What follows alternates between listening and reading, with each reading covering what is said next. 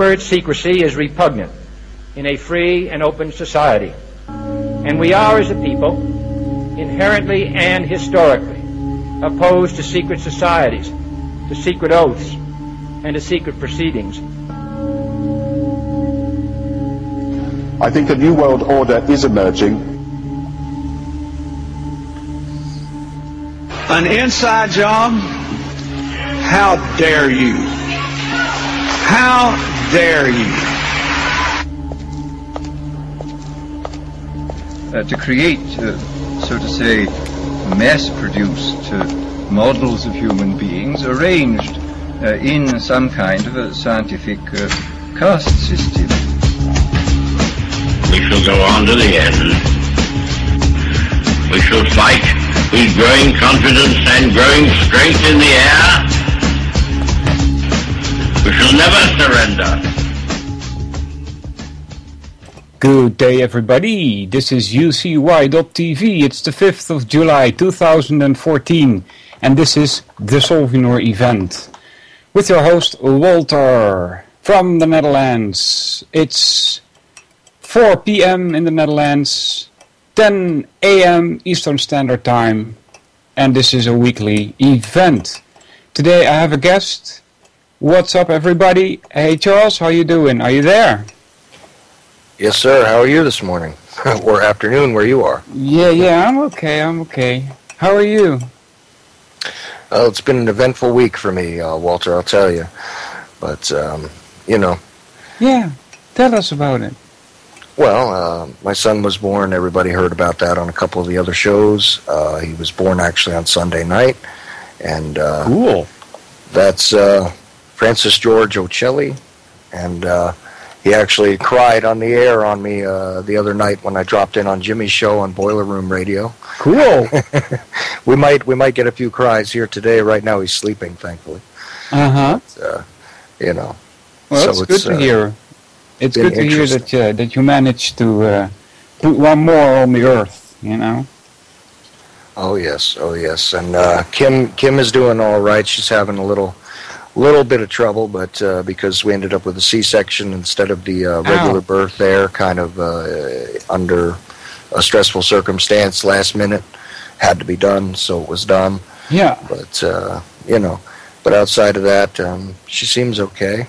You know, it's sore. Yeah. You have more children? Yeah, actually 2 more. One is 15 and one is going to be 12 shortly, so Okay. A son and a daughter besides. And Katie's actually been on the air too with me a couple of times. She's the 15-year-old, and she's a bit different, not quite fully awake yet, but she's developing. She's starting to realize that there's a lot of problems with the world around her, though. So I do believe that logically she'll end up at about the same sort of path that I've come to, but I sort of have to let her get there herself. Yeah, that's good. Yeah, so but first Francis will have the benefit of the initial teachings in his life will be quite colored by the fact that I'm quite a bit more aware than I was when my other children were younger. So he'll be raised differently, let's just say. Yeah. I was going to ask you and maybe some other people in the chat want to join or whoever to talk about this process of waking up. But first, I would like to point out for people that still don't know, and I think I'm losing Charlie at the moment. Are you still there, buddy? No, I'm here. I just muted up for a second. Oh, okay. That's why because I heard this soft like shh, but it got lost, and I thought I lost you.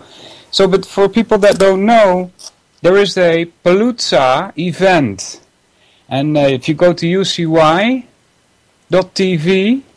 you will find a link there to get to the live streaming of all of it. And you should check it out. I think it's a good event. I saw some of it yesterday, and I'm not sure until how long it lasts. I've heard conflicting reports. One say the 5th, the other say the 6th. So, but check it out anyway. And Yeah, JJ Inc. up there in Pennsylvania, Freedom Palooza, and yeah, there is a page for it on UCY. I know that the first day or so there was just the 5-minute clip of JJ talking, but I know that some other stuff has gone out and been streamed. Yep. And interesting event, Poker Face, whole lot of speakers, including I think at 4 p.m. today might be Jack Blood is going to appear, which at first he told me he wasn't going to, but wanted to get there really bad. I wanted to get there too, but circumstances have kind of prevented me from being able to travel at the moment. Yep. But yeah, definitely check it out. Yeah, I hear that Larry Sinclair is making sure that everybody in the world can see what's going on there. I don't know who he is, but thanks, Larry. Yeah. So, that as far as the announcements go, for as far as I'm concerned, we didn't prepare anything for this, so this is just going to be you and me talking about topics or other things, whatever you like. And if people want to join, you should have Skype. And what you do is you send me a contact request if you're not in my list already. Send me a message and say that you want to join, and we'll get you on here. The Skype contact is Solvinur, that's Solvinur, and then I will get your message and see what I can do to drag you in here. So, did you have a party yesterday with Independence Day? No, I just wound up working part of the day and then coming home and, feeding my son and stuff like that. And you know what? It's kind of better that we're going to have sort of a loose discussion today because, extemporaneous discussion quite often produces a lot of interesting things. And I really enjoy your show. I just want to say this before we go any further. I enjoy your show because it's very... it answers a lot of those questions. People often spout off about, different theoretical conclusions that they come to, about life, about the things around them, and it reveals a lot of flaws actually in their analytical process, which often, we're all only humans. So I think that every last one of us, regardless of our level of intelligence, does require the occasional sort of tuning up of our analytical process in order to make sure that what it is we are developing as our belief structure is relevant and is salient in general.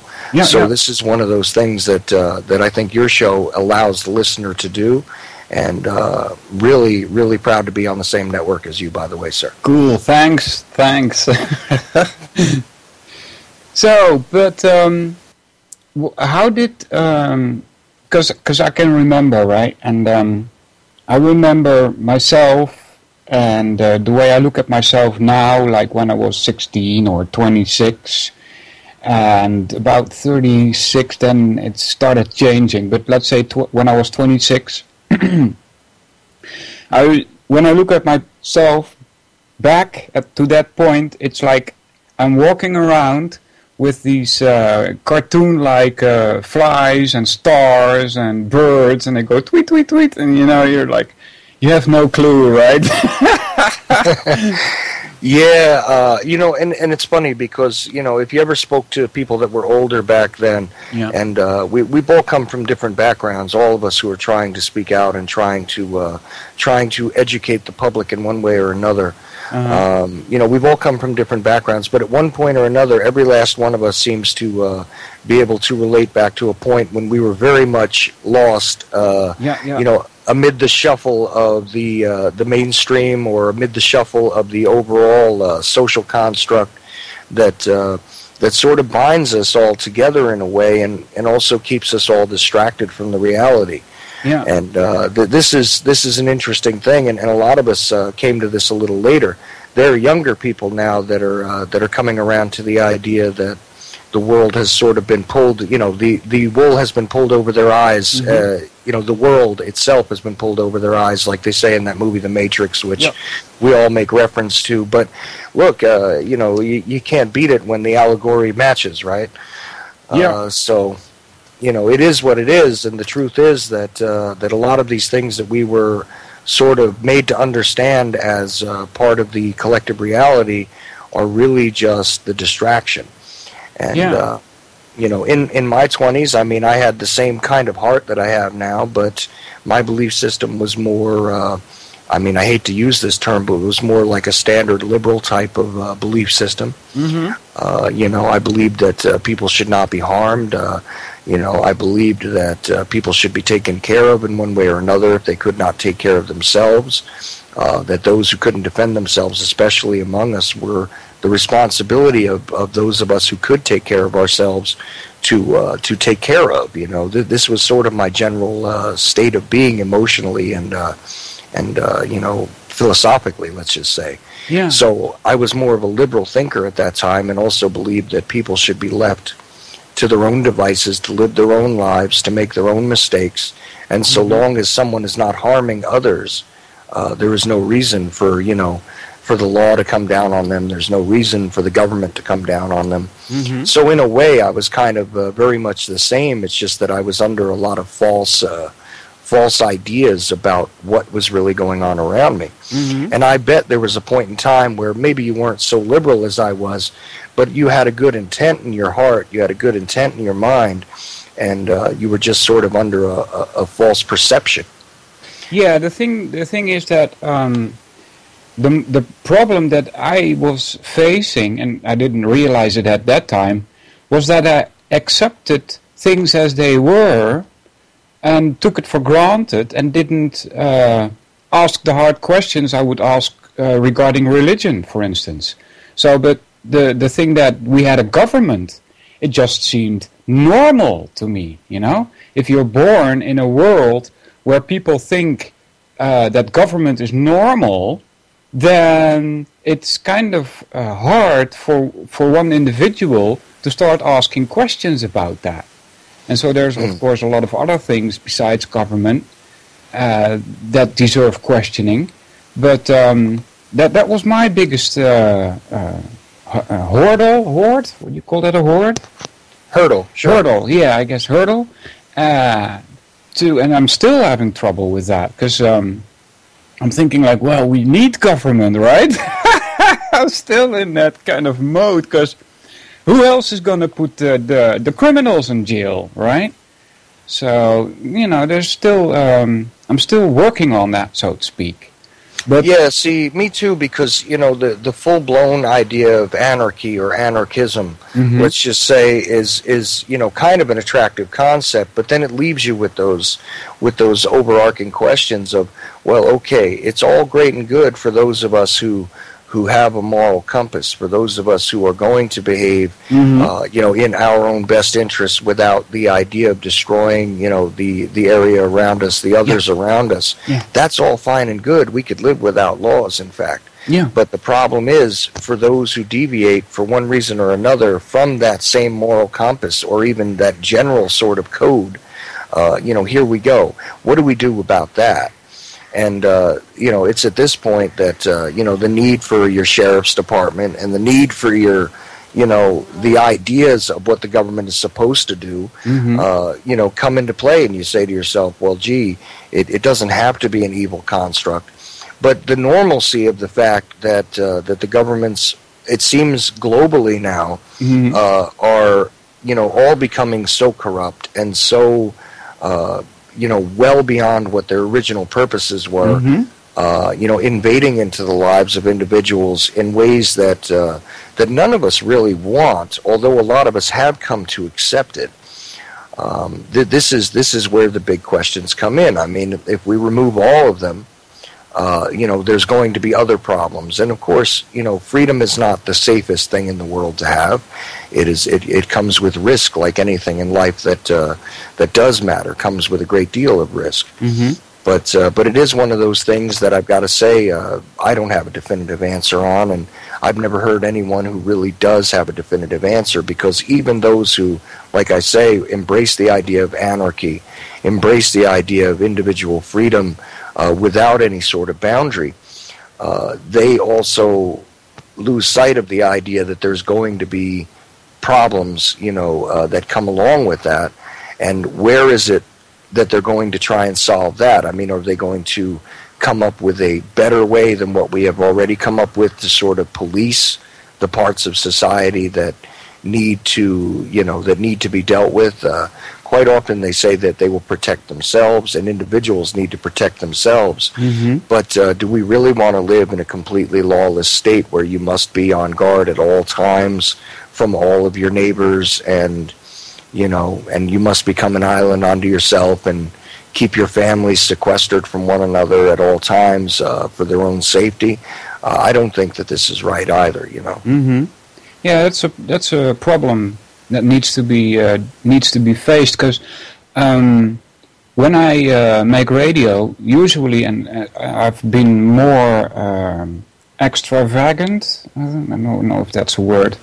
More explicit, I should say, probably, about how this system has to go down. I mean, seriously, this system is inhumane, or unhuman, as I call it. But the inhumanity of the system, and what you're doing is focusing. To be extravagant would be to to really add a lot of flair to it, and to really make it very fancy, sort of. Oh, okay. So that's my usage of it. It's okay. Your English is actually really, really good. Thank you. For a guy who it wasn't your first language, no. You do an absolutely excellent job. But yeah, go ahead. Sorry. That's where your focus is about what's wrong with the system, and that's where my focus has been. In a different sort of way, but we're in the same book, although we may not be exactly on the same page. Uh-huh. Yeah, and, but the problem I run into then is, well, what would I have in place of it? You see, and that's where I run into problems, because I really don't know. You see, and if you don't know what you want in place of it, then it's very dangerous to topple a system which you are against, because it could be replaced with something worse, which has happened in the past with revolutions, See, and this has been my point, even about something very limited in terms of discussing the totality of what's going on. Mm-hmm. When you talk about the Federal Reserve, we all know that the Federal Reserve System is not a positive thing for us. It's not a positive thing internationally. It's only positive for those who benefit on the top of that, who control it. Mm-hmm. But here is the issue. If we could destroy it with one fell swoop tomorrow, what would happen? Yeah. We don't have the answer for it yet either. Yeah. And, this is the important thing. We do know it needs to go. We know that the CIA is a creature unto itself, which operates, through government, but also way outside of government. Mm-hmm. We know that needs to go as well. Mm-hmm. But if you completely destroy that, and you completely destroy the Federal Reserve, and you completely destroy a lot of these elements, let's just say, of the system, there is going to be collateral damage that results from that. There is going to be direct damage that results from that, and unless you have a way to deal with that and sort of control the demolition, I hate to use the term again, but it's appropriate, unless you have a way to control the demolition and you have something that can be turned to in its place, chaos is not going to be a healthy thing for us. Exactly. That's also my problem with, the oil industry, right? They have a good grasp on the way the society works, and I would like to see them go as well. But if we just stop getting oil out of the ground, stop refining it, millions of people are going to die, and I don't want that to happen either. So, that's a problem, and I don't have a solution for it, Yeah, well, this is where I think our conflict comes in, is that people like yourself and myself, we want to see the system change. We know it needs to change, but at the same time, we don't want to do it, in such a way that's going to cause even more misery than the system is already causing. Yeah. Although we know that no matter what, the system as it is going to cause that misery. Who wants to see massive death and destruction, caused by simply pulling away that system? And in the meantime, we'll build something else, but who knows what else we'll build? And in the meantime, people will starve, people will die, and it won't be as though all of the armies of the world are going to grind to a halt if we stop refining and pulling the oil out of the ground tomorrow, because they have plenty of reserves. Mm-hmm. So that will continue on, and they're well supplied. It'll be us on the ground who suffers for it. It'll be us who are, the single individuals, the general citizens of any of the societies around the world that would really suffer from a drastic change like that. Yeah. So again, unless we have a way of dealing with it, which again, like you said, you don't know, and to be honest with you, neither do I. I mean, I have some ideas about things that could be done, but it doesn't mean that I've thought it out completely. It doesn't mean that I have the answers. I certainly don't. No. I've only gotten as far as pointing out what's wrong with the situation as it is. Mm-hmm. Yeah, but excuse me. When I was making radio in the Netherlands, I also talked about this issue, and I came to a conclusion that is also put forth by a philosopher, a law student, or he was actually an expert in law, Etienne de la Boutie, and he was apparently a non-violent anarchist, and he also pointed out the fallacies in authority and things like that. And he said, if the population withdraws their consent, then the ruling people will have no more power. And I think that's correct. So I talked about that, and I said to people, you should withdraw your energy that you're putting into the system, because you're feeding the beast, right? But then if that means that you have to quit your job because you're feeding the system doing that, and then you can't pay the rent anymore, and you're going to be on the street. So, that I don't want that to happen either.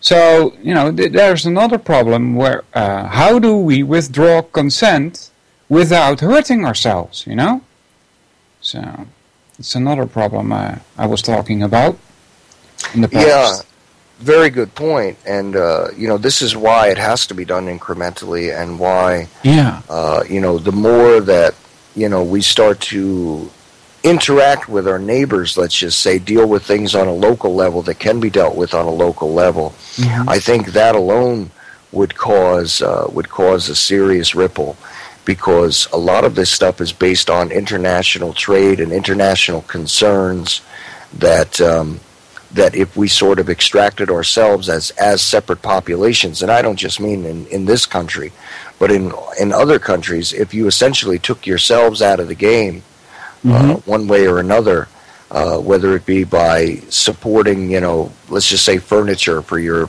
homes. If furniture was being built locally out of materials that could be gotten locally, that would change a great deal as far as what needs to be imported into your area. That would change a lot of concerns. But the thing is that people have become too complacent with the Walmarts of the world and with the large chains of the world, giving them the best price on things. Mm-hmm. But, even though you're not paying for, the item at, full cost as if it was made near you, you are eventually paying a price, because now your local merchants, your local smaller concerns can't function, can't operate. Yeah. This is another issue. Yeah. And as much as all of us would like to just turn around and say, look, I'm not going to use the Federal Reserve notes, or I'm not going to use, the currency that's part of the EU, or I'm not going to use, as much as we would all like to extract ourselves completely from that system, it is near impossible without pretty much causing yourself starvation, displacement, a greater homeless problem. So there has to be a way to sort of work within the system at the moment partially, but at the same time incrementally remove that power and remove the consent. And consent is a large part of the power. Mm-hmm. But it's not the only thing. Participation outside of consent. Now, a lot of people would argue that participation is consent as well, but it's not, because as much as you would keep yourselves out of all sorts of other systems, you still need to eat, you still need to keep that roof over your head, and that's not consent, because you're not willingly doing that, you're doing that out of necessity. And to me, someone who consents, at least my understanding of the word, does that at least under the belief that they are freely doing that.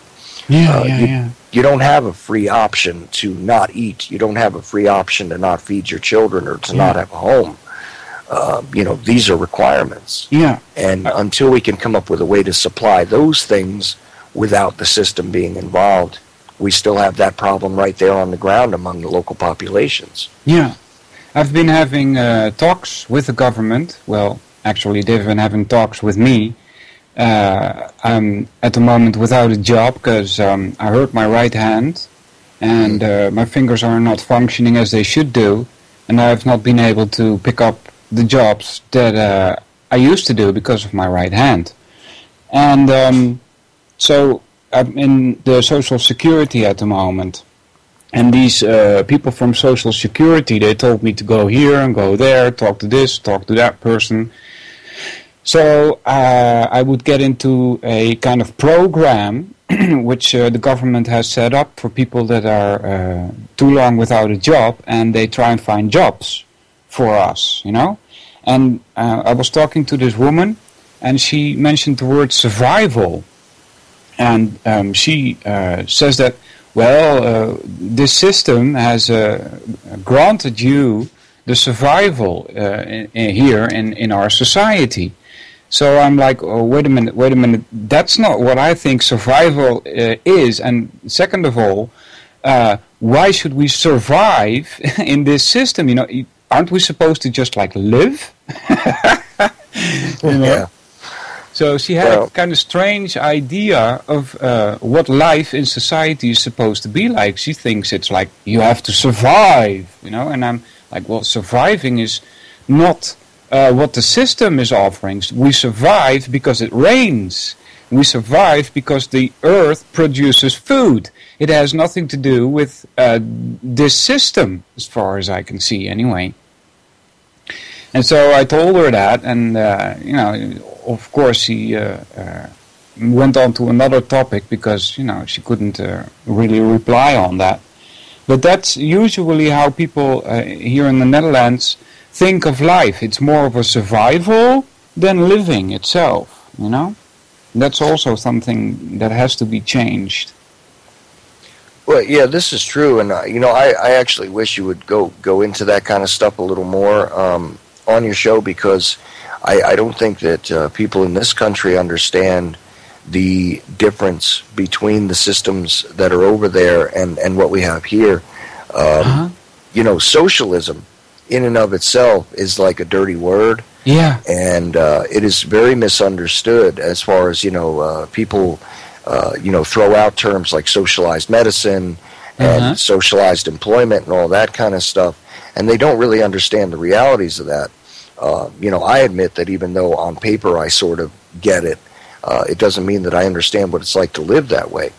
Now, her speaking from the perspective of working for the government and providing these services, they have a different attitude. Even provide somebody's services. Ringing at my door. Can I answer that? Can you take over for a sec? Of course. Thank you.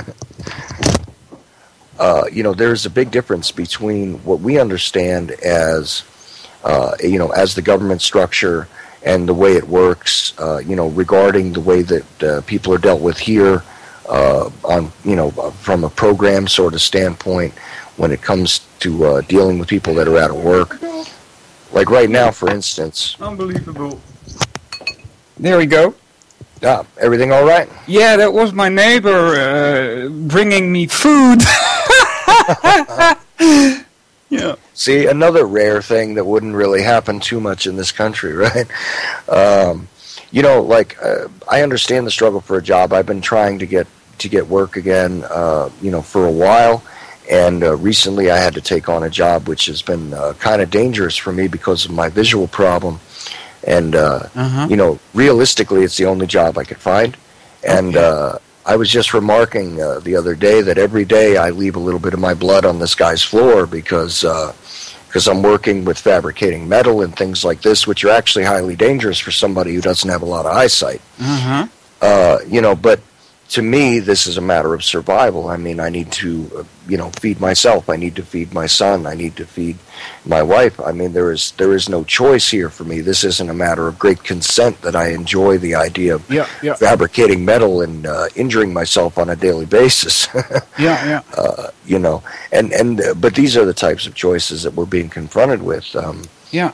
When I was younger, it worked differently. And again, being in a completely different political system over there, being in a different social system over there, is revealing because, I go to try and find a job. Yeah, there are certain elements of the government that I could turn to try and find work. Yeah. But it's not the same as it is there. Well, I don't think there is much difference, though, between the political system that we have here and the political system that's over in the United States. I don't think there's much of a difference, to be honest with you. We vote, and it doesn't seem to matter what we vote, because we also have the political party split up in like two quote-unquote wings of the same bird, And the point of the fallacy is also like, well, which party would you like to have as boss? The left one or the right one? And, it's a false alternative, People should be more free in what they are allowed to do. Because, if you want to set up a business here, it's really hard. Because there are so many rules that you have to abide by that it's almost impossible to comply.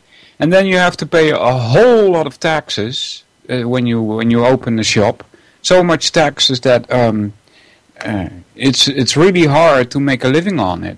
It's for small businesses, right? I'm not talking about companies like Shell or something like that. Oh yes, They don't pay as much taxes as a small business, also, But the political system is basically the same, though. We have I don't know how many parties, but something like 20 plus political parties. And all of them, if you get enough votes for one seat in the government, you will get that one seat. It's a bit different in Germany, where you have to get at least 5% of the votes to be able to get into the government period. So that's a little different. But most of these political parties do not, I should say all, even the so-called liberal party that we have, they do not wish freedom for the people. They wish to keep the system as it is. They wish to keep the status quo. So it's all a false alternative, So they just simply give you the illusion of more choices with more political parties. Yeah. I mean, in reality, we have about probably about 10 here, but the only two that count, are the two big ones. And I think it probably, from what you're saying, it probably pairs itself down to about the same thing there, where you pretty much have a left and a right wing sort of paradigm. Yes. Unless I misunderstand. But. No, we have like the big parties, and I'm not sure if I'm naming them all because I'll be honest with you, I haven't looked into the Dutch media for years, and I really mean for years. I threw my television out like 10 years ago or so because I just had it with the Dutch media. They're a bunch of fracking liars. So why should I listen to them? So I haven't kept up to date, but there are like 3 big political parties. The PVDA, that's the party for the workers, I would say. They are on the left side. Okay. Then we have the CDA, that's Christian. It's a Christian party. Now there's a whole lot of things I could get into about that, because I don't believe that religion should be into politics, They are a big party. They are kind of in the middle. And then we have the VVD, which one of the V stands for freedom, but the Dutch people, they think freedom is not being in jail. So it's, there is no more idea of what freedom is. They think we are free ever since Germany lost the war in 1945. That's what they think is freedom. It's like the unpatriotic act, the Patriot Act that we have here. Yeah. Exactly. Yeah. So there's those three, and there's a lot of little parties. Although the SP, the Socialistic Party we have here in the Netherlands, has grown. Last time I checked, they are real, I would say, Marxists, and when people start voting for these people, the VVD gets 20% or something, CDA gets 30%, PVDA gets 30% or something like that.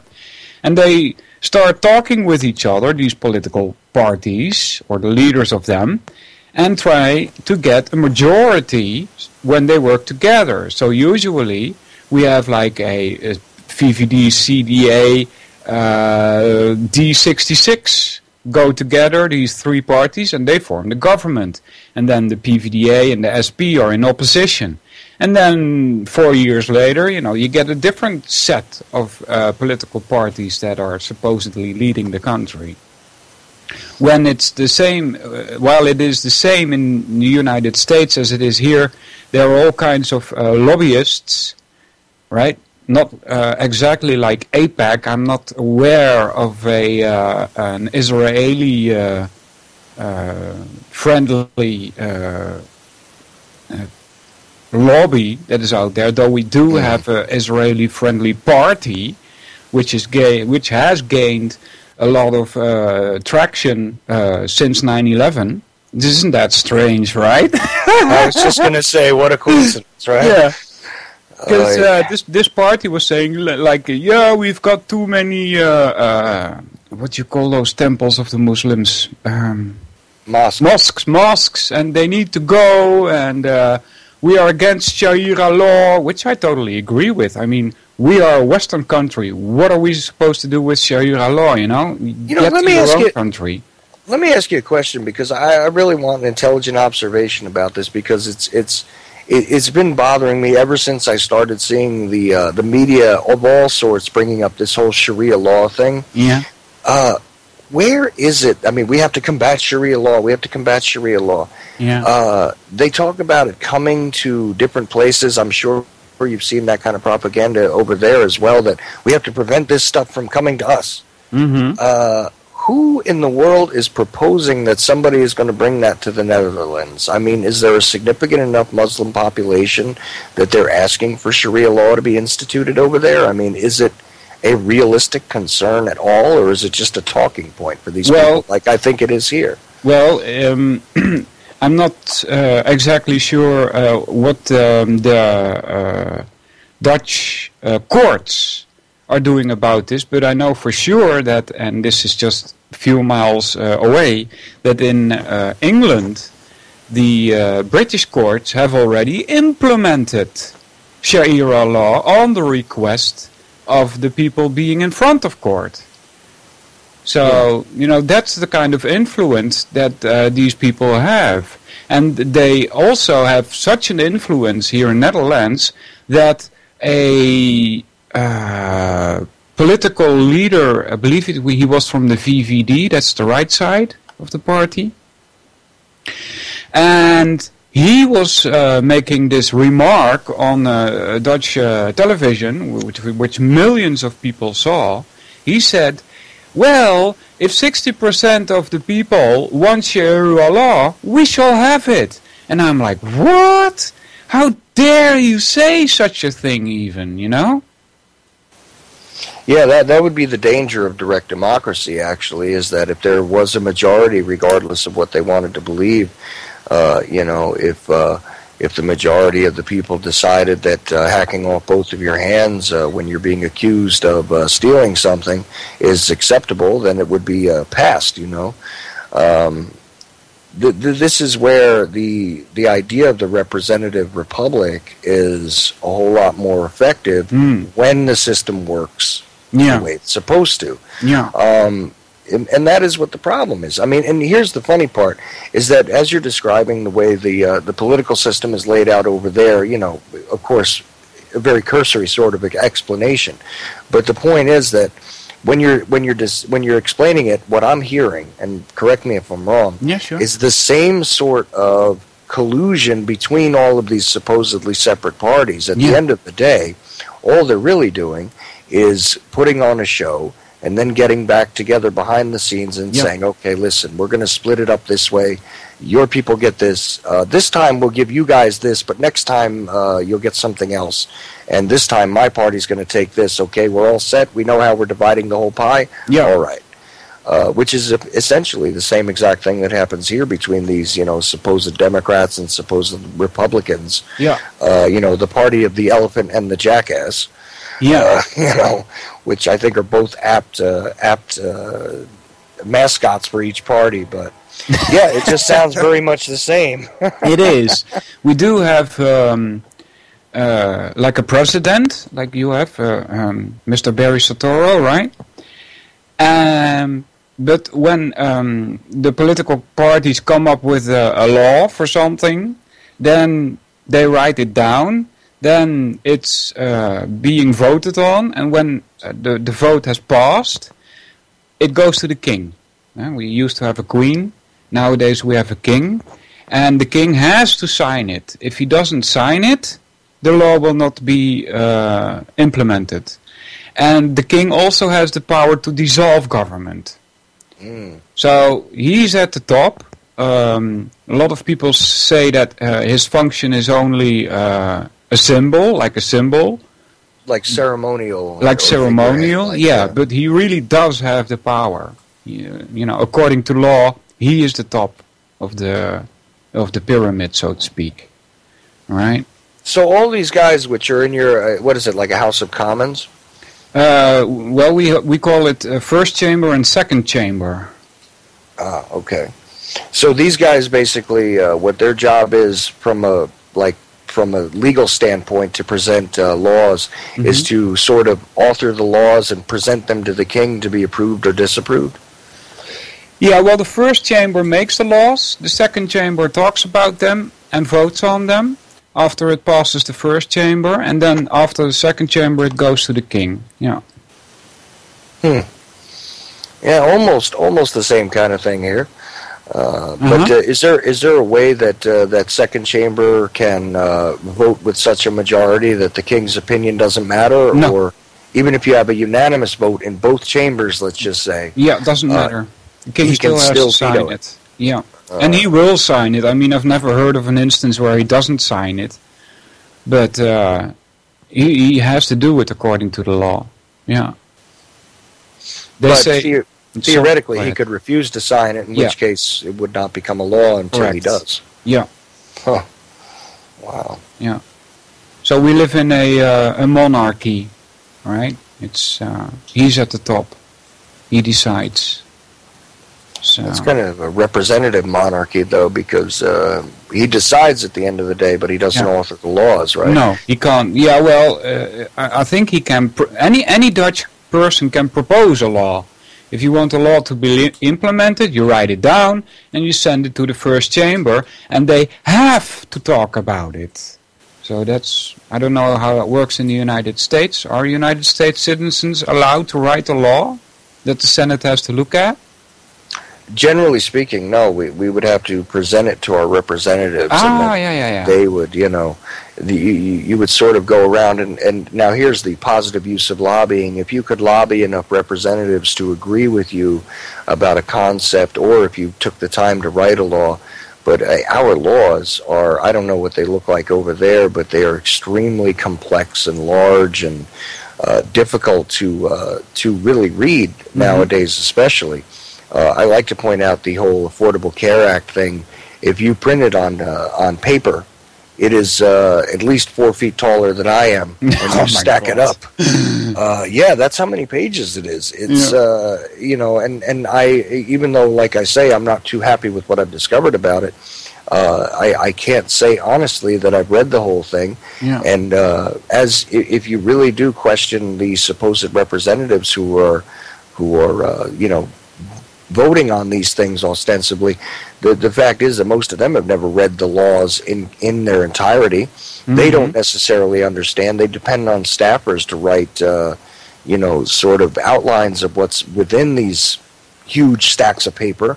And even then, I don't think that that's really done most of the time either. Mm-hmm. So I always find it funny because it's very hard to find out who authors laws anymore in this country. Yeah. You have a supposed author, but it doesn't necessarily mean that that's the guy who really wrote it. Mm-hmm. When you have these bills that are named after two senators, if they can even remember the title of the bill to begin with, or even the number, I'd be surprised. They're usually just there to have their picture taken and to have their names put around as, the people who put it out, So, and another thing I should mention is that when the Dutch government comes up with a law, if it contradicts anything that has been accepted as law in the European Union, then it's null and void. So, oh, wow. Yeah, that's interesting, isn't it? We are under European control. I would say, and I've said this before, the Netherlands doesn't exist anymore. We lost our currency, the gulden, which used to be our currency. We lost our borders. There's nobody checking at the borders if there's any illegals coming in or any criminals, So I would say our country doesn't exist anymore. We are now part of a European Union. And I would point out that this is kind of Hitler's dream, one big Europe. Well, right, and I mean, now, what do you think about the concepts? Because I've heard that there are, these greater other ideas outside of the EU, which, by the way, did the euro help your economy any, or has it hurt it? Well, a lot of people think that it wasn't a good idea. The prices on some of the items that people need, like bread and things like that, have doubled. It's like where you used to pay 1 guilder for a bread, you now pay €1, when you had to pay 2.2 guilders for €1.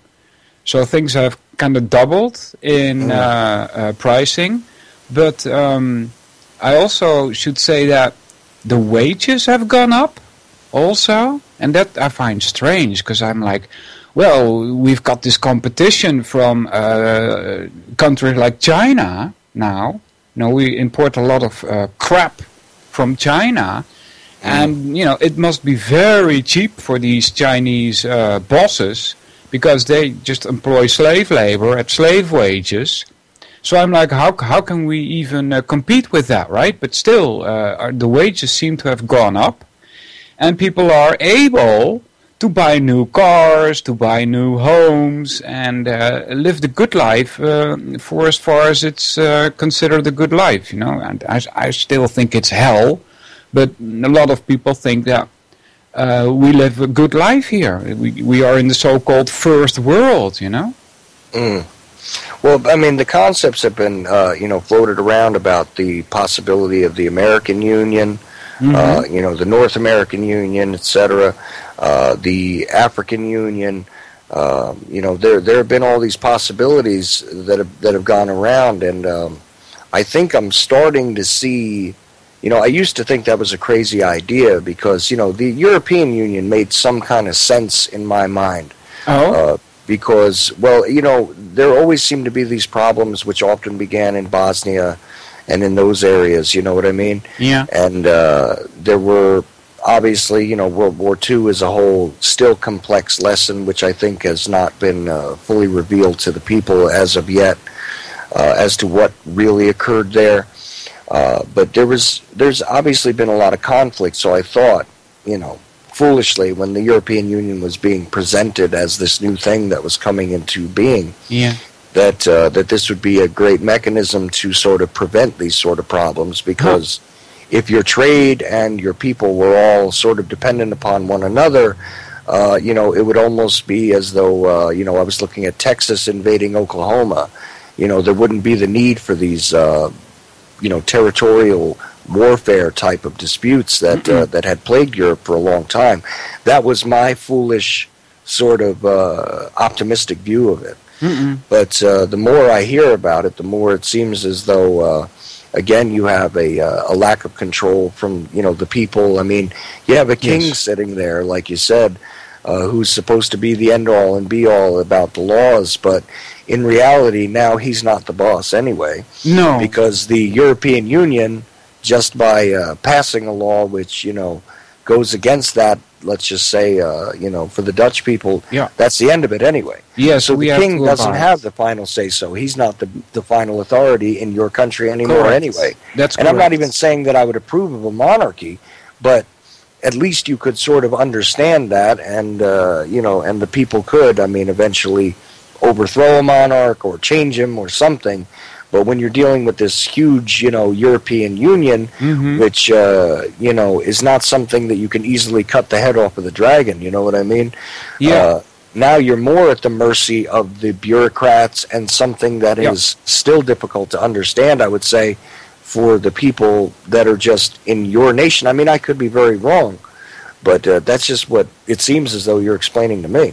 Yeah, the power of the king has been lessened because his mother, Queen Beatrix, has signed this, I would say, contract, I don't know any other better word for it, that we were going to be in the European Union, thereby relinquishing our sovereignty, So that's how the king's power has been lessened.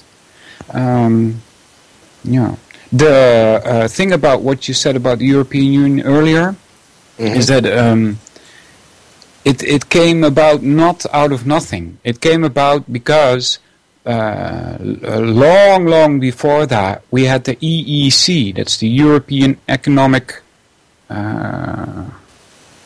Gemeenschap, how do you say that in English? Community, European Economic Community, and that has changed into the European Union.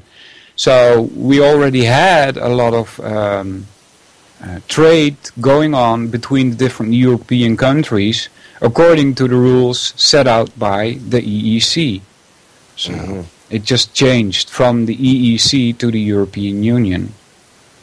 Yeah. Well, right, but that also included the introduction, like I said, of the euro. Yes. And all of these other sort of committees, like you said. I mean, during the time when you had the trade agreement, I don't think that your laws were contingent upon the economic concerns of the of the European community, right? That I would say that's correct. Yes. Yeah. See, now, here's what's instructional to me is that over here we have dealt with the North American Free Trade Agreement. We've dealt with all of these other things, and these were all preludes also in their own way in Europe. So yes. It's the same thing going on in the United States as it is over here. That should tell people something. Yeah, that's the thing. And, like you said, the wages have gone up, but the prices have gone up. I'm willing to bet, though, that although the wages seem to have gone up and everything else, I'm willing to bet that mathematically there is probably still a disparity, and probably a growing disparity, in purchasing power for the general population. Correct. Right? Yeah, we're not as rich as we used to be. Yeah. Yeah. Although, on the face of it, it seems as though there's more money being made because, like you said, the euro is worth, 2.2, or at least was worth 2.2 of the guilder. Yeah. I think you said. And so this is yet another educational point. I mean, look, in this country, our money is not buying what it used to. We're watching this happen pretty much the same way. So, I mean, unless the American people want to be part of something like the European Union, I strongly advise you start to pay attention to what's going on over there, because we could be looking at our future if we were sort of unified with, Canada and Mexico and just Central America. Let's just leave it there, not even go into South America, but that could be a possibility as well, where it's just, not just the North American Union, but the American Union. And if that happens, we'll be faced with the same types of troubles that many countries in Europe have been. Mm-hmm. And I don't know how you feel about that necessarily, but that just seems to me what you're saying is that we should be very aware of this stuff because it's going to happen to us if we don't do something about it. Yeah, I think it's inevitable. I don't think we have the numbers to make any change in that. It's also going on in China and the surrounding countries over there. They're also making... like an Asian union? Like an Asian union. There's an African union also. So they're making these blocks, I think. They're making these economic blocks. And to be honest with you, I think it's... and I'm a noob when it comes to economics, so I really don't know. This is all being pushed by an unseen hand, I would call it, because to me, I don't know who that is. Who's making all of these parts of the world, making all of these unions, like economic blocks, what they are, Mm-hmm. So let me ask you, have you been raised Christian or what? Well, my upbringing is probably a complex sort of issue. Religiously, there was no real religion that was that was really part of my life necessarily. I mean, I explored lots of religions personally, but it wasn't part of my upbringing. So you're not religious? I would say that I'm very spiritual. Yeah, right. I have a system of beliefs which are not necessarily part of mainstream religions. Yeah. The closest thing I could... Sorry, go ahead. Sorry, the closest thing I could identify myself to would be to be pagan. Oh. Because I do believe that all things that are alive are interconnected. I believe that, that the soul or the living energy is a tangible thing that you can observe, that you can experience, and that, since we are alive and animals are alive and plants are alive, there is a different characteristic to the living things of the world as opposed to those which are not. Yeah. So I see an interconnectivity in nature. Yeah. I really tried to crush that down for you really quickly there because I didn't want to get into a deep thing about it. No, it's okay. I was just wondering because the idea that Dutch people have, and I'm Dutch, is that most Americans are Christians. That's correct, right? Well, a lot of them identify themselves as Christians, but they're not really. Oh. Not really. There is a large group of the population which considers themselves atheist, but they're not. Oh. They're more agnostic, I would say. Yeah. The majority of people, though, do refer to themselves as Christians, although they don't attend church, know their Bible, or even understand the precepts of Christianity in any way, shape, or form. They just simply identify themselves that way and latch on to the iconic view of the Christ figure, etc., etc. All right. But yeah, I mean that seems to be the case, and they often talk about Judeo-Christian values and things like this. But realistically, most of them don't even understand what they're speaking about. All right. So because I was asking this because some people have told me that because the idea of talk radio is non-existent here in the Netherlands. All right, there's no such thing as talk radio. And another person whose name I don't remember at the moment said that talk radio is a business. All right. And if you're looking at talk radio as a business, you want as much as listeners as you can get, right? And because that the people in the United States are Christian, you're not going to rally against anything that has to do with Christianity because you would lose your listeners. And if you're running it as a business, you're not going to make it. Would you say that talk radio is a business? Well, there is a business when it comes to talk radio, and I taken some time to observe that, but it's not part of what I'm doing. No, we are not. We don't not have out commercials, there. Right. But, I mean, we could just as easily do that as well. It is possible to do the same thing and to commercialize it. But then again, if we started commercializing, like, theoretically, if Jules decided to start carrying all sorts of sponsors, then their sponsorship is often contingent upon, look, you can't say, bad things about us or stuff that's connected to us or blah, blah, blah. And you always have these sort of concerns. And it's very difficult to build a business without, sort of bending to the will of your sponsors. But there is a business still in this country, for talk radio. There is, but most of them are more of what we would call the conservative types. There's not very much liberal talk radio, and I've always felt that's because, someone who is entrenched in the idea of that sort of thinking really wants constant reinforcement and repetition. Which, as we all know, are, components to mind control, et cetera, et cetera. But these people willingly want that. They want affirmation of their viewpoints. The type of stuff that you and I are doing is not about affirmation, really. It's about exploration, if anything. And we are challenging what we see around us as opposed to, merely criticizing the right people at the right time. I mean, if you wanted to find yourself a place probably right now to criticize the Obama administration and you wanted to spend 5 days a week doing that, you could probably find yourself some sponsorship on some terrestrial radio stations.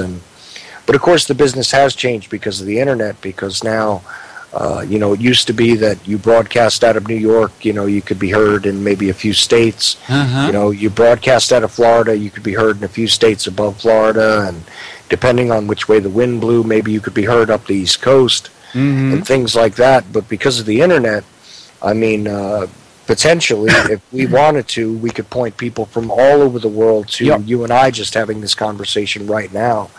And it's got nothing to do with a proximity to a transmitter. And those transmitter type stations, those terrestrial radio stations, are also almost all on the internet now too. So you can get, your New York station when you're in England, if you like. You can get, the BBC now. You can hear, almost all the BBC stuff broadcast as it's happening, with a small delay in this country, and so on and so on. So I think, it is still a business, but the model has changed quite a bit. And, of course, again, what we're doing has nothing to do with that business model at the moment. But shall we do a shout-out to the chat room?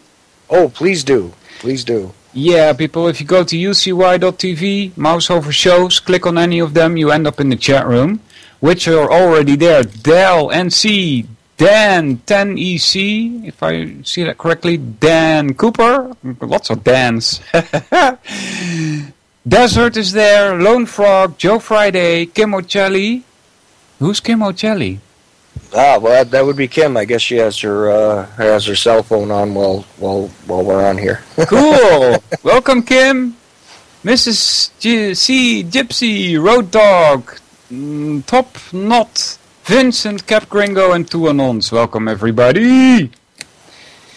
So, my next topic, if you don't mind, is I wanted to ask you, because I've not done my own research in this field. I've listened to maybe you know this guy, Charles Giuliani. Have you ever heard of him?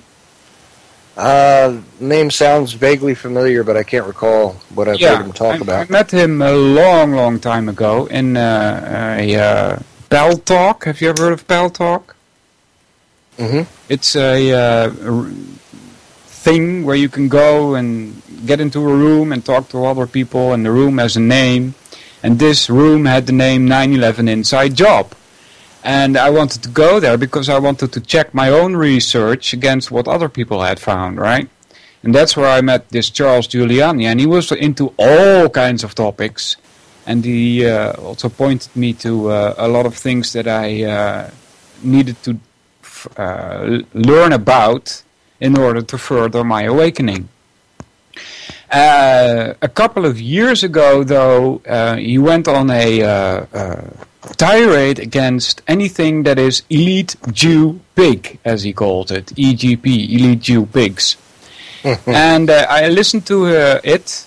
I didn't do my own research on it, but this topic seems to be a hot one because you're not allowed to talk about it, it seems. Is that correct? Well, I don't know who allows what. I've never been... since I've been on UCY, I got to tell you, there's been no editorial control over my program outside of my own, and lack thereof also. Same here. But the deal is that this does become a hot topic. I guarantee if you're looking at the chat room right now, if we're going to discuss the Jewish issue, it's going to light it up. And there's a lot to be said here, because when we start to explore the historical realities of who has actually had a lot to do with influencing things behind the scenes, we find that the bankers, the banksters, depending on how you want to phrase it, I like bankster because it sounds like gangster. Of course. But when you look at that, this is quite often run by individuals who to identify themselves as Jewish in one way or another. And then people often jump right to another argument, which is that they're not really Jews; they're actually Luciferians, and I consider the idea of Luciferianism to be one of those sort of ignorant concepts, because this stuff was going on, this control of trade, this control of banking, this control of monetary systems existed long before the Western world was introduced to the idea of Lucifer, ladies and gentlemen. Lucifer is a relatively new concept. There were many, many demonic figures in religious lore that you could point to and that have been worshipped for much, much longer than the fallen angel Lucifer, okay? The Lightbringer is actually a concept borrowed from earlier pagan ideals. But again, this becomes another rabbit hole and another distraction. There are dark religions, and they do influence people, because regardless of what you or I believe, Mr. Solvinur, we have to acknowledge the idea that other people's belief systems do provide the motives for what they do. Yeah. The concept in as far as the Jewish thing goes, what they're really talking about most times is Zionism, which is a whole another rabbit hole, which is linked to the Jewish faith, of course, but is not entirely the same thing. All right, so let me ask before we go any further. Sure. I'm confused. What exactly is an elite Jew pig? I asked Charles, and he explained it pretty well to me. But I want to also know how other people think about this, right? When he says an elite Jew pig, I don't think he mentions religion. I think he mentions a bloodline. Is that correct? Or how do people see that? I've heard it gone over various ways. All right. When we're talking about this, a lot of times we get to the name Rothschild. Yeah. And we know where that goes. A lot of times they're talking about a culture, and and there are various bloodlines that are all intermingled. Have been inbred with one another, and there's a lot of research that can be done here to really illustrate this stuff. And I've only scratched the surface on it. Now, he's using the word Jew there, which means that we have to point to that in some way, right? He's using the word elite. We understand the elite would be those who at least are above us on the control grid, let's just say, who are above just about everyone else. So they are the 1% or whatever that happen to control most of the wealth and most of the populations, et cetera, et cetera. So I'm just breaking it down. Pig is a pretty obvious sort of international connotation to it, right? Yeah. A Schweinhund, which is a pig dog, right? Yeah. This is sort of usually when you refer to something as a pig, it's not a positive thing. Yep. So, when we break it all down, I mean, that's his terminology, and I've heard it used before, and and believe me, there's plenty to be said about. But here's the thing: it gets convoluted together. We do have bloodlines for the elites, which I think are not reliant upon Jewish or Judaism in any way, shape, or form, but there are a lot of them that happen to be. Now, elite, we understand elite, and like I said, pig is just a negative connotation. So, to my mind, that term is sort of a loose thing. For me, it all gets down to the oligarchy, which has a control over way too much. All right. And, the monetary system is one of the mechanisms of that control. So, Yeah, we used to have a joke here in the Netherlands. I can't really translate it well, but it's something like, which is the hardest race to kill, or something like that. And they say, well, it must be the Jewish, because they've been persecuted for thousands of years and they're still around. That was a joke that was being put forth by the Dutch people. And I was like, well, is this true? Have the Jews indeed been persecuted? And I did a little research, not a lot. And then you find that, they've not been welcome here, they've not been welcome there, they've been kicked out of this place, kicked out of that place. Why is that? And so I asked my father, like, what is it with these people that are so against the Jews? Why do they speak against the Jews? And he said, well, the Jews are good with money. And I'm like, okay, is that it? Well, and I've discussed this. I started to examine this a little bit before I started to become a little more aware, and the concept of, like, let's just say the first thing that often comes up in this discussion is the Holocaust and all that. Yeah. Now, I've been over the arguments about revisionism on that. I've been over the arguments about the possibilities of, how many people were killed by what method and all of this other stuff. And to me, it becomes a big, huge mess, and that war is something that mankind has continuously visited upon itself in a criminal way for less than noble reasons. So regardless of what happened during that time, regardless of the level of extinction which has been, applied to various peoples across the earth, there is sort of this unwelcome kind of thing that happens. Now, it was explained to me, like I said, by a couple of individuals who, let's just say, were more of the mindset to defend the Jewish people. Oh, okay. That they're often unwelcome because they keep to themselves and they unify their own communities together and don't welcome outsiders.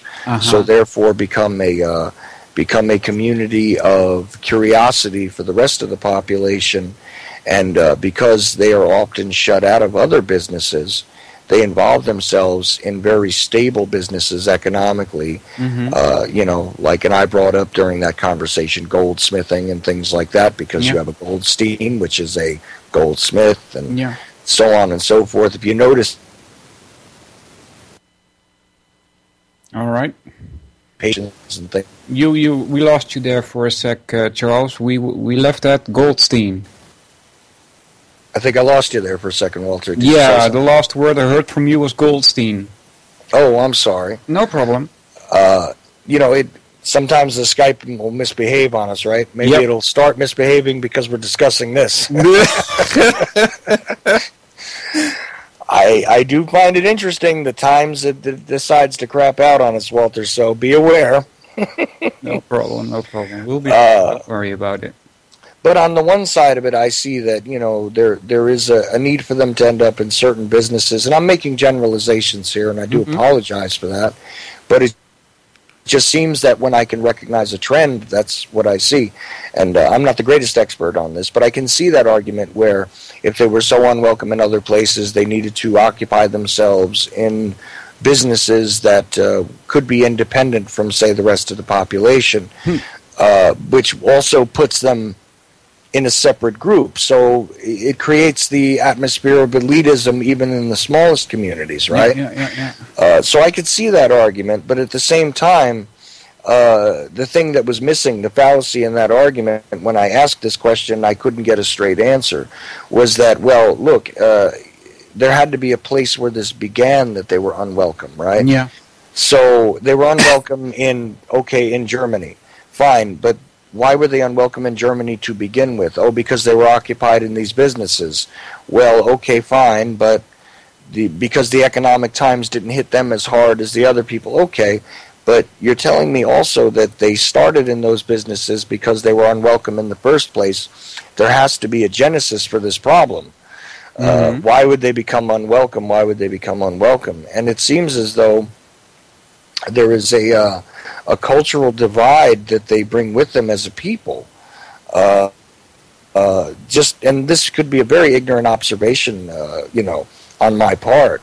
But it seems to me as though that individuals that keep themselves separate from the population, that hold themselves in a way above the population, the holier than thou concept, every time you do this, and you are a minority, you're opening yourselves up for persecution by the majority, which doesn't necessarily understand or empathize or sympathize with you as a segment of that population, right? So I don't know. I come down on this in a couple of different ways. I'm not afraid to discuss it, and don't see the entire world as a Jewish-run conspiracy. A lot of people do. They sort of believe that everything comes down to the Jews, and everything is about the Kabbalah and how the rest of us are cattle. I don't think that that's an exclusively Jewish problem. I think that's an elitist problem, and I don't think that every elitist is a Jew, but there are many Jewish elitists. All right. But that's just my opinion, and I get a little bit of crap for that, to be honest with you, Walter. So, okay. By all means, please speak to the contrary of what I just said. No, I'm not able yourself. to. That's the whole point. I can't deny all of this stuff. It's been going on for thousands of years. Have you ever heard of the Byzantine Empire? Oh, of course, right. Yeah, so they seem to have some rules in place that would keep these people in check. Do you know if that's correct?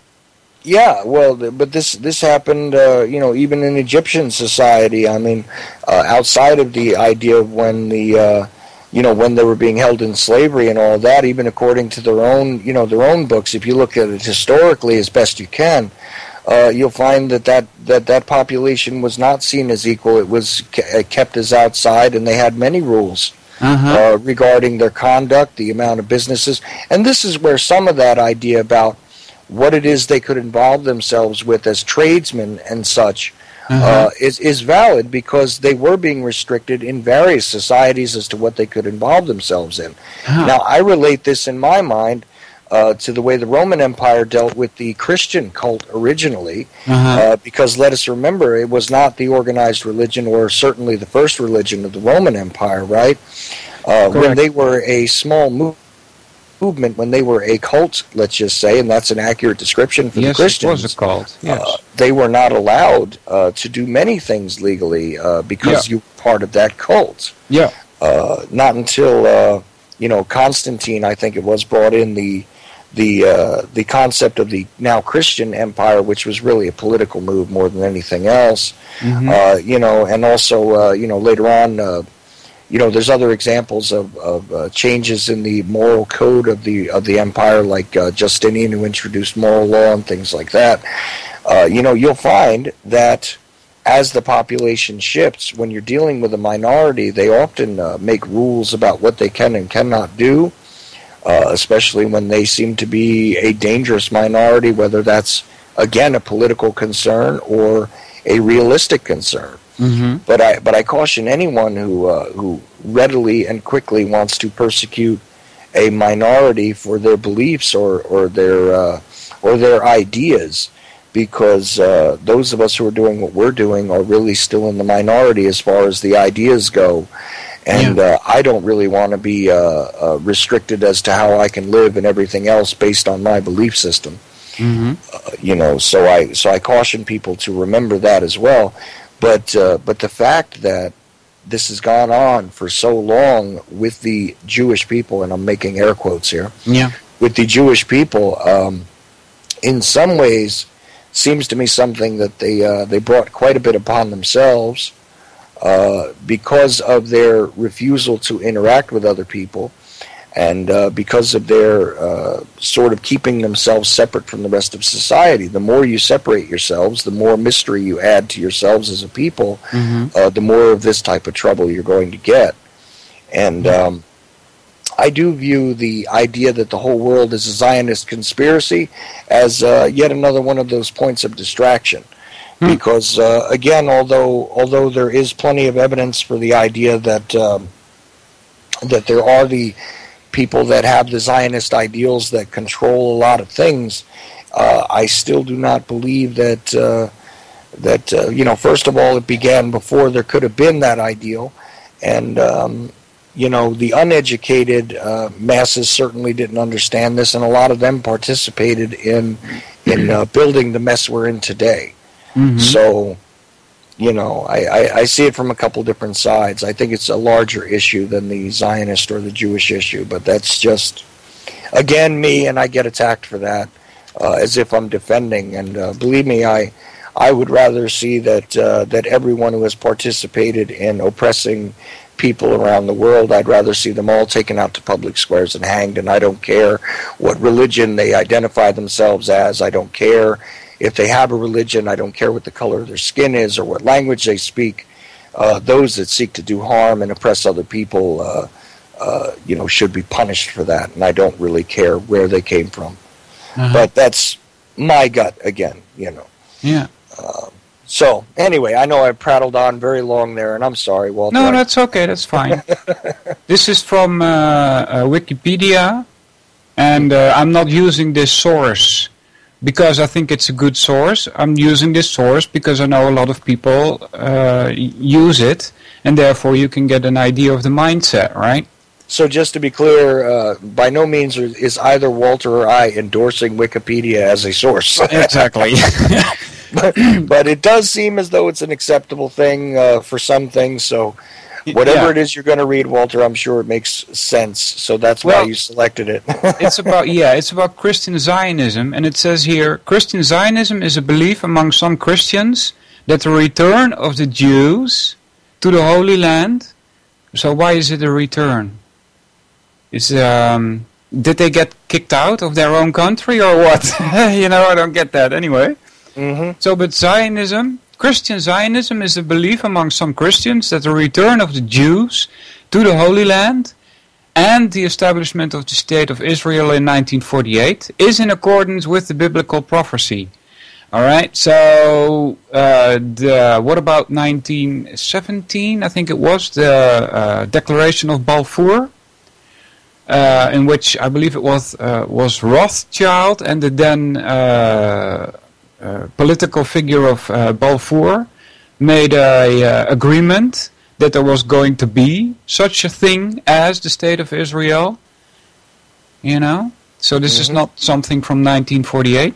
It had a long history before that. The term Christian Zionism was popularized in the mid-20th century, following the concern of the term Zionism in 1980, following the coining of the term Zionism in 1819. Alright, so let me click Zionism and see what it says there.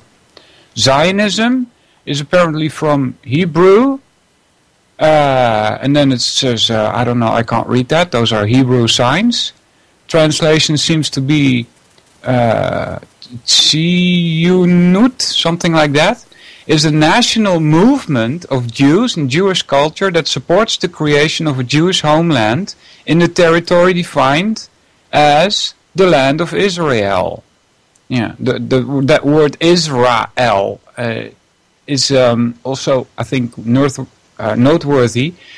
Is the first part of Isis.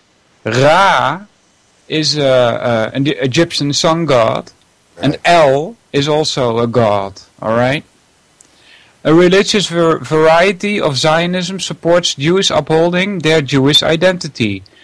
All right, so that seems to be okay. But if you say like, well, we white people have to stick together and make our race more stronger than it is, that is somehow not done, right? So that doesn't make sense to me. Right, but there's. Oh, okay. Sorry, I was going to say there's also a deeper understanding of this where.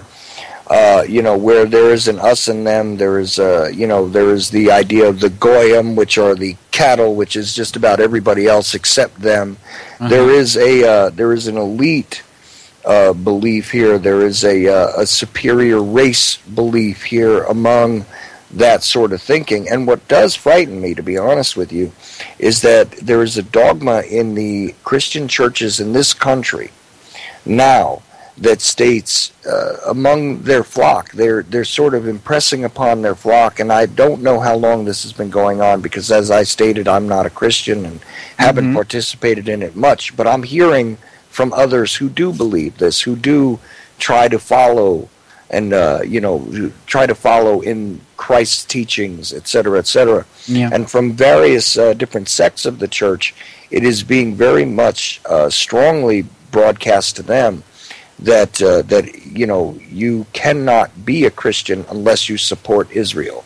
I'm not kidding you. I know it sounds laughable, and I laughed at first when I heard it, and I said, you must be misunderstanding something. You don't have to support the government of Israel. You don't have to support the existing state of Israel. The idea of Israel and the Holy Land and all of that, according to your teachings, is different from this monster state, which is obviously doing criminal things to many people, not the least of which is the Palestinians, who in my estimation are one of the most oppressed people on the planet at this point. Yeah. There is an open air, the largest open air concentration camp in the world is under their control. Yeah. And they are abusing and destroying and murdering people constantly under the guise of protecting this state. Yeah, and that's what the Dutch media also paints it as. It's like, well, Israel is protecting and defending. Excuse me? Well, you tell me how that fits in with bulldozing, people's homes. Yeah. In the middle of the night. You tell me how that sort of goes along with, or is it juxtaposed in any way to blasting children with water cannons that I've seen reports of them filled with sewage. I mean, they're blasting sewage on children. Tell me how that fits with defending your homeland. Yeah. Tell me how any of this, we're just, bombing them because we're retaliating for a supposed missile that supposedly hit a cafe and they just hit a civilian target. I mean, this is madness in my opinion, and how you support that criminal state based on the idea of trying to follow the teachings of Christ, which, personally I don't believe existed as a historical figure, but that's a whole other thing. I think it's a complete construct based on a whole lot of earlier myths and legends, but that's my opinion again. Well, yeah, it doesn't matter if he existed or not. It's what he said, and the same goes for the Protocols of Zion. It doesn't matter if they are a fraud or not. Just read it, and see if it fits. Well, there you go. The ideals, not ideas, the ideals of Christianity are very solid and very worthwhile. And the teachings, regardless of whether they were plagiarized or, paraphrased from earlier things and all that, I still think that they're valid, and I think that they're, instructional. But people need to embrace being Christ-like, and I don't see how being Christ-like in any way, shape, or form, I mean, unless I totally misunderstand the figure of Jesus Christ, would be in any way in line with supporting a criminal, oppressive, state like Israel is behaving. Yeah. So I don't get it. No, and not only that, it's also like Christians, they believe in Jesus, right? And the words that he said. But Jews don't. Well, they don't believe that he's the Mashiach, the Savior, the the one that has been prophesied about and all that. But there's been lots of arguments, and there's been lots of individuals who are supposed to be, the Messiahs, the Messiah construct. And it just so happens that the Christians have taken the original idea of the arriving, Messiah, and applied it to this teacher that was, again, supposedly Christ. Again, I don't even care that the historical figure is whatever, and how their books were constructed and so on and so forth. It's irrelevant to me. What I see, though, is a massive contradiction in that, if you think, sort of like that whole, I know it's going to sound silly, but that concept of what would Jesus do? Well, let me ask you a question. If Jesus were here today, sitting in front of me, do you think he would be in support of the state of Israel with its behavior, with its, its repeated criminal action? Yeah. No, if you're looking at a guy who was willing to, according to the story, go into the temple and, flip the tables of the moneylenders and things like that because he could see the evil of that, then, tell me what he would say about spewing sewage and water cannons on children, or murdering people in the middle of the night, destroying their homes, things like this. I mean, I don't know. Maybe it's just one of those things that doesn't fit with me. Mind if I flip another coin? Oh, please do. Yeah, because we're talking about the Jews now, right? And I believe it was, I don't know if I got the right quote for this flipping the coin, but I think it was Albert Pike who said something like, we will unleash the Zionists, and we will unleash the atheists, and we will unleash the Muslims, and they're going to have a war. And this war is going to be between Muslims and Zionists. If I remember correct, that's one of his quotes. Is it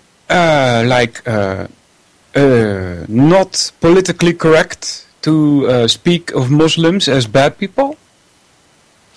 No, it's not anymore. And that is regardless of whether that quote is exactly correct or if it came from Pike, I do think it is instructional again.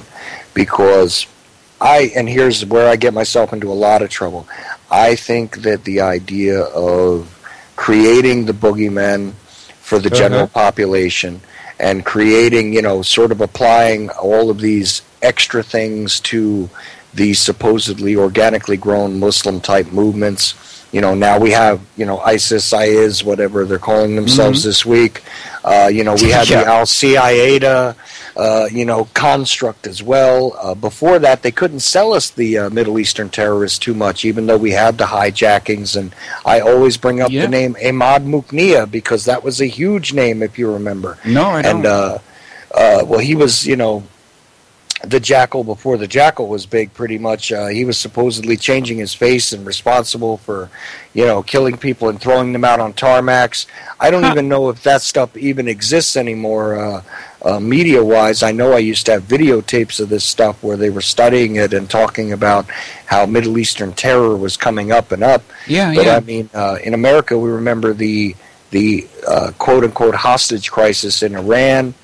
The fear that was generated over the Ayatollah Khomeini, who came into being, of course, after the Shah of Iran was removed, who was one of our guys, who was, go backward to Mossadegh if you like. But all of this stuff, they tried to sell it to us for years. And I got to tell you that the 9/11 event gave them the opportunity to really say, look, this is the boogeyman, this is what the boogeyman can do. All right, but listen, just because 2 towers disappear in 11 seconds doesn't mean that Muslim extremism doesn't exist, right? Oh, on the contrary, it does exist. Right. But the fact that it would come to us and attack us in that way, I'm not buying it. No, neither am I. And I can't, because most of the time, again, but see, here's the thing. I'm not even talking about necessarily what could become. Now I think we've legitimately grown some extremists who are going to be anti-American, anti-Western over there because, listen, if you bomb people long enough, they're going to get angry, with the survivors will anyway. Yeah, well, that may be true, but I think they looked upon us as dogs even before bombs were invented, you know? Oh, sure. But you see, a dog is a dog, right? But a dog that keeps attacking you, well, now you have to shoot it. So, you know, you create hostility. Yeah, that's true. You know, it makes it worse, right? We may have been low lives and may have been thought of, but see, that's the other thing. Just like the Zionist ideal looks at the rest of the population as less than them, as less than human, and all of that, you know, the Muslims had the same sort of opinion that, well, you know, you're kind of a person, but since you're not one of us, you're not really a man, you're not really clean, you know, your wife is not a valid woman anyway. You know, your children, well, they're children, they can't be blamed, but they're not going to grow up to be any better than you. This sort of elitist ideal being propagated by a religious construct is dangerous no matter who they're praying to or what language they're speaking. So is this a setup, something like a Hegelian dialectic? Well, it seems to me that we create the problem and the solution and the reaction all in one shot here. And the idea of ratcheting up the the suspicion over like the entire Jewish population, that's a helpful tool. Making the Muslims, you know, big bad guys that you can't possibly understand because they're just hell-bent on the destruction of everything we stand for. That's a useful tool as well.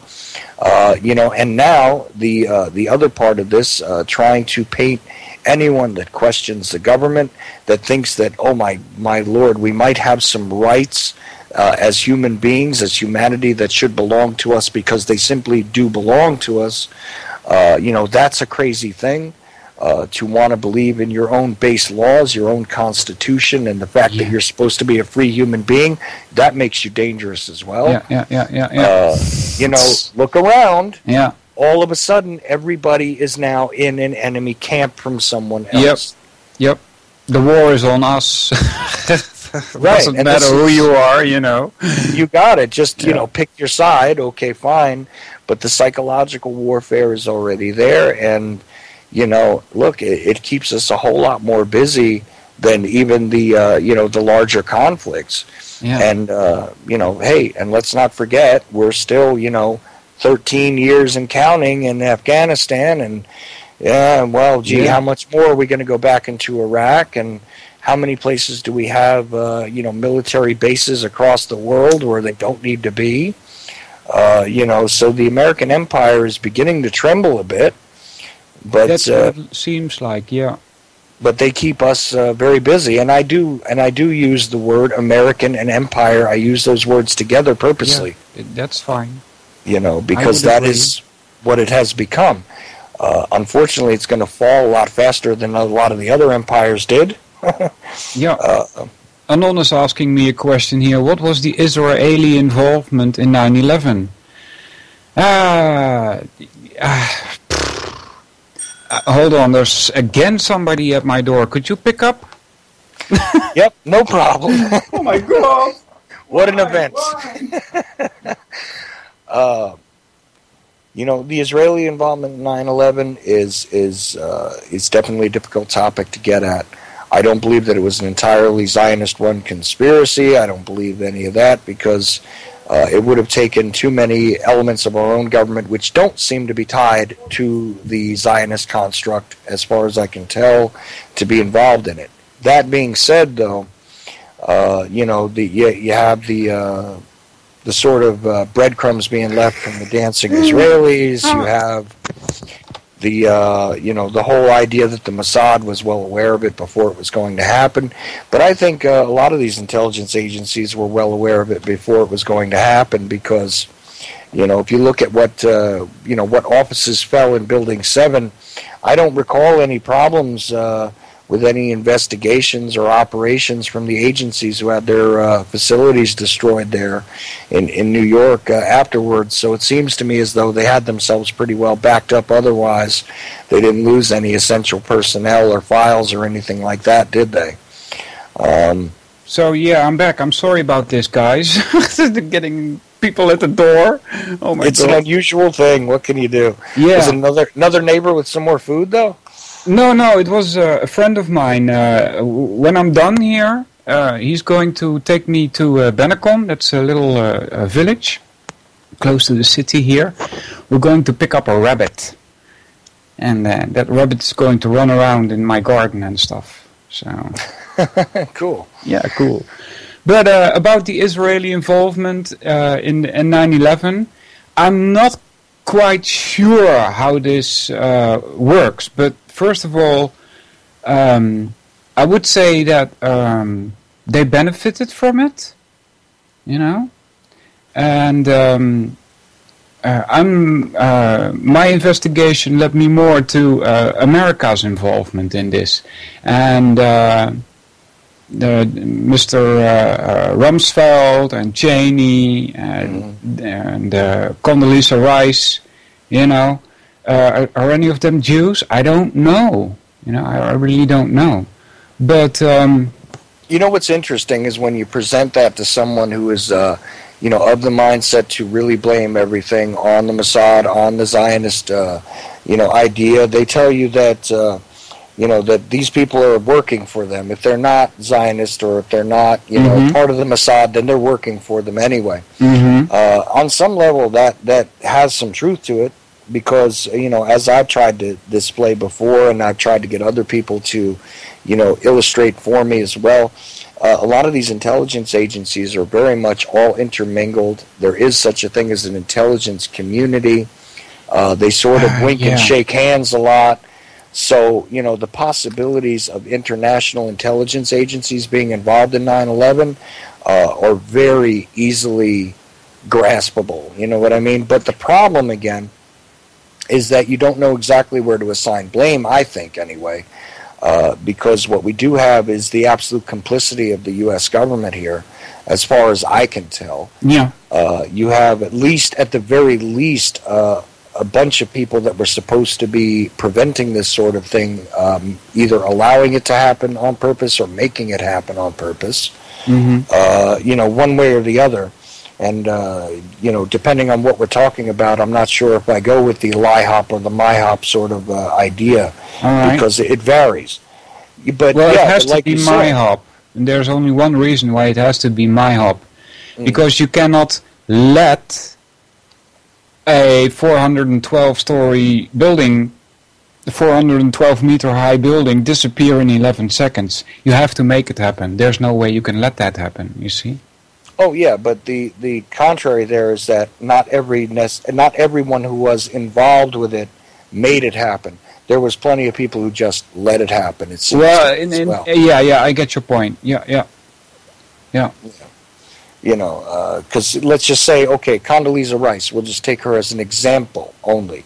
I'm not saying that I have any sort of direct evidence that she was involved in the planning or anything else. We'll leave that alone. But here's the thing. Theoretically, she could have let it happen. You know, from her particular position, there were things that she probably could have done, like maybe make a little more of a point on that, you know, briefing that was supposed to come about the airplanes hitting the building, regardless of whether it mentioned bin Laden or not. You know, she could have made that a greater point to the Security Council, and did not. So in that way, she let it happen, and that could have been the only thing that she had to do with. Let's just say. I guess you could say the same about President Bush and the August 6 presidential briefing that he had. Right. So he also kind of let it happen. Right. I mean, listen. If you want to tell me that George W. Bush planned this whole thing, no way. I'll laugh at you because I can't give him that much credit. Right. Exactly. But for him to let it happen, like he's being told this and this is what we got to do so that we can get the war going again, so we can make the machine run again. This is how this is going to happen. It's going to be painful for the American people, but you know what? Everything's painful, Georgie.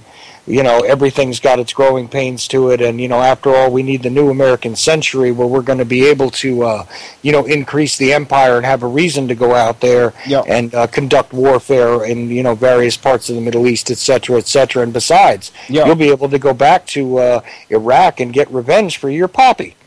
So let's go. I think his behavior at the school was very suspicious, that he just sat there for like 20-plus minutes, and he wasn't whisked away by Secret Service. Because, you know, if your country is under attack like that, and the president is just sitting there at a school, you know, that's very suspicious.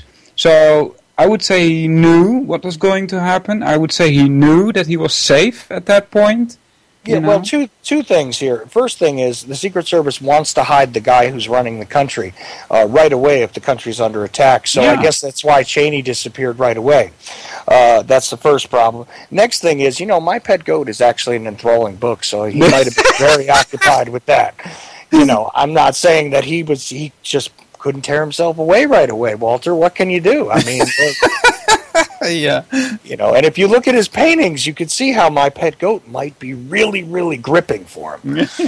But I'm sorry. I always make jokes like that because you know what? Sometimes you gotta look at this stuff and you gotta sort of, you know, kick a little bit of the humor at it because if you're serious about it all the time, man, you make yourself crazy. Yeah, absolutely. You know, it's hard to contend with this type of evil and this type of insidious stuff that goes on all over the place without ever taking a break. So I'm sorry, I always have to interject something like that because that's fine, it's just me.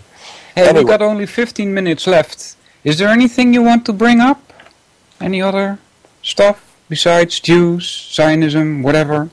Well, look, in all fairness, I didn't want to bring up Jews and Zionism. No, that was my point. I did that. It seems to keep coming up, though.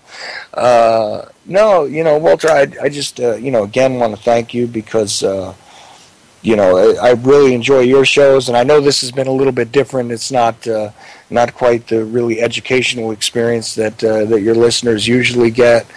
But I enjoyed talking to you off the air. I enjoyed talking to you on the air. And, again, you know, I'm just really proud to be on the same network as you. Tonight, by the way, on my show, there's going to be a rebroadcast again. But Tuesday night, I will be back again live for those that don't necessarily hate my guts. And you know what? For those that do hate my guts and want to listen, please tune in as well. So I'll be back Tuesday night at 6 p.m. Oh, I love the hate mail. Have you gotten hate mail yet for being on UCY? Nope. I love it. I love giving out my email address just for that reason. Oh, yeah? Because, it's entertaining. Yeah. Very entertaining. So I've only had one email so far. Guys, you can email me Solvinur, SOLVINUR 2, the number 2, @yahoo.com. One person asked for a PDF regarding the trivium that I'm discussing on air all of the time lately. And I must say that I'm running a little bit into trouble because of they say that there's this triangle, right? And this is from Gino Denning. And they say, well, this is a 5-4-3 triangle. And the 5 represents your 5 senses, the 4 represents the quadrivium, and the 3 represents the trivium. And they say, well, reality comes to you via your 5 senses. And I'm running into a little problem there. You know, I really am. I don't think that that is the only way that you can perceive reality, so to speak. Mm-hmm. And it seems like a... very materialistic view on reality. It seems very limited if you're going to only qualify reality based on what you can perceive through those 5 senses. Mm-hmm. It leaves out quite a bit. As you and I did discuss off the air, it leaves out the concept of consciousness, because consciousness is not necessarily something that is perceived through those 5 senses. Exactly. Yeah. You know, so therefore, is consciousness not part of reality? Well, obviously it is. Yeah. So therefore, there's a large flaw in that. Reality is not exclusively limited to just what is received in those five senses. They may be good indicators of the reality, but they are not the end-all and be-all of what reality presents itself to the individual as. Yeah, I think there's more to it than that. Then they have the quadrivium. All right, this is math, geometry, music, and astronomy. You go one step further, and you say math is number, geometry is number in space, music is number in time, and astronomy is number in time and space. So it's all about number, right? And that, Gino Denning also did a whole interview, you can find it on YouTube, about the Kabbalah. And I'm like, what? Why would we study the Kabbalah? That is very creepy, I've had a book about the Kabbalah shoved into my hands when I was like 14 years old, and or even younger, I remember now. And I started reading it, and it gave an explanation of why they don't use the number 0, because it doesn't exist, and what the number 1 means, what 2 means, how you crush numbers and things like that. And I got through the reading, and at the end of the book, and this really creeped me out, at the end of the book they're talking about golems and demons that you can actually summon. And I'm like, what? What's going on here? This is very creepy stuff. Is this real, or what is this? What's going on here? And there's an esoteric base to a lot of these religious, a lot of the religious constructs people don't realize. I mean, there is the practice of magic among certain Christian sects, just the same way as there is, the use of the Kabbalah and the understanding of numbers and all that. There is a whole lot more to it than just the standard books always, right? And when you're looking at the study of the Kabbalah, a lot of it is numerically based, but that's limited in my opinion. See, if you only think of things in terms of numbers, then you're losing texture. Texture is not necessarily a numerical concern. Emotion and intensity, you can maybe measure them with numbers. You can measure intensity with numbers, but emotion itself, I don't think can be numerically measured. No, emotion is part of your mind. Exactly. So again, we go to something which is outside of the numbers, right? I would say so. Yeah. And there's one thing that comes to my mind at this moment is also they talk about the brain. And they talk about neurons and memory, and how these memories seem to be tied to these neurons. However, there is no specific place, as far as I know, in the brain that you can point to and say, well, here is where your memories are stored. Or, and then they also say that the actions that take place, like when you move your arm, for instance, ties to your neurons firing or non-firing. They say, well, the neurons, they are either on or they're off. Sounds like a bit of a computer thing, right? It's either 1 or 0, right? Right. And they come across to me as like, well, your brain is responsible for all of these actions, and your brain is responsible for your thoughts. And I'm like, that can't be right. I am responsible for my thoughts, not some neurons that are either firing or not firing. These neurons are firing or not firing because of what I do or what I think, not the other way around, In other words, it begins with the mind. The brain is a tool to express what the mind is. That's what I'm thinking. Yeah. That's the way it seems to me to be most logical. They say that memories are often stored in what they call the temporal lobe of the brain and all of that. But then again, Someone who has, their temporal lobe severely damaged, shut down, removed, doesn't necessarily lose all function of memory. Some people do, some people do not. I think that the brain is very misunderstood, and I think that consciousness itself is one of those things that scientists have a very, very hard time beginning to wrap their minds around or beginning to articulate to the rest of us, because they just don't have a concept about it. That's something that we can all agree upon, it seems. Yeah, there's this little story I would like to tell you. This is from the First World War, and the soldiers were standing in these trenches, right? And some of the times, one of the soldiers would peek his head above the trench to see what's going on, right? And some of these soldiers, they were getting shot in the forehead, and the brain exited at the back of the brain, right?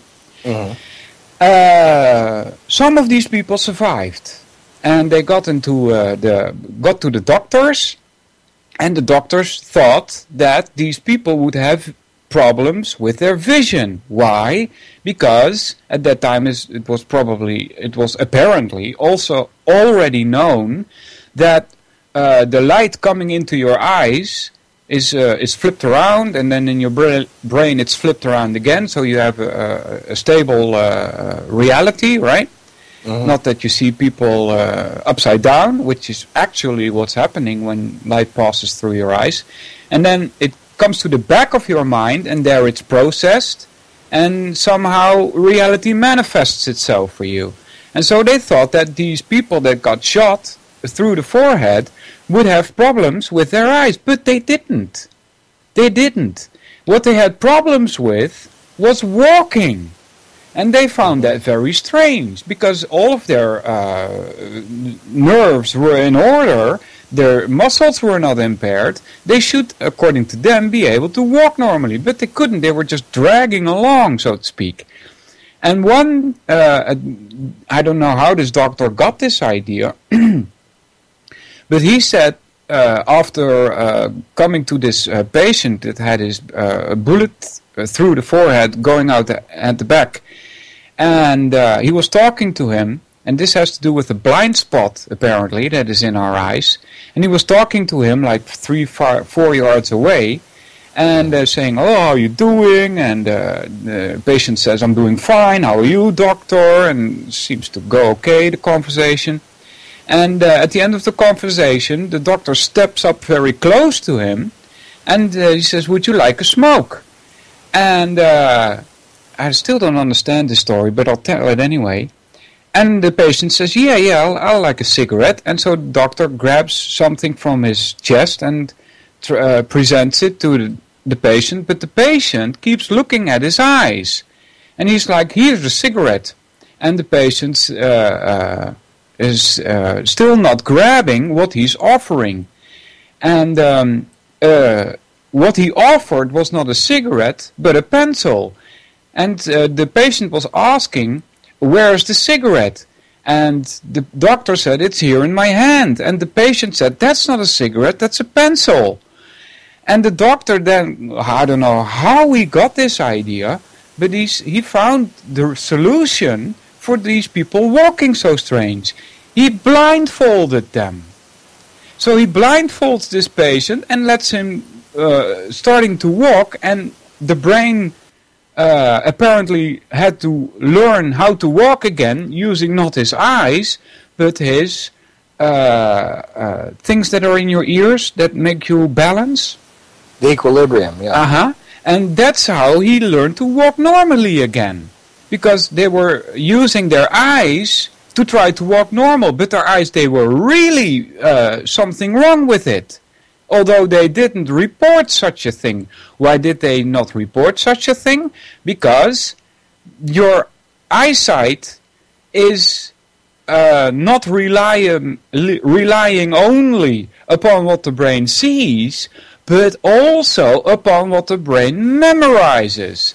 It does not make a differentiation between what the brain memorizes and what it sees. That's why when you look at a doorpost, for instance, you see with one eye even, you see the full doorpost, even though your blind spot is blocking out a portion of the door. But the brain knows, oh, I know what a door looks like, and fills in the blind spot, you see? Right, it completes the picture for you. It completes the picture, right. So they were having a problem with their eyes, and but they didn't report it. Strange, huh? Well, because the damage... See, that's the thing. The brain also is I still say, is one of those things that they don't fully understand, because it repairs itself and creates these other alternatives for how to deal with things, just like you're stating there. And that's exactly why that story makes sense. But anyway... Hey, I hear ours coming in. This is the end, Charles. Well, listen, thank you again, George. Thank you again, Walter. I really appreciate it. Thank you, buddy. Take care, everybody. Thanks for listening. I'll see you guys next time. I think a new world order is emerging. An inside job? How dare you? How dare you?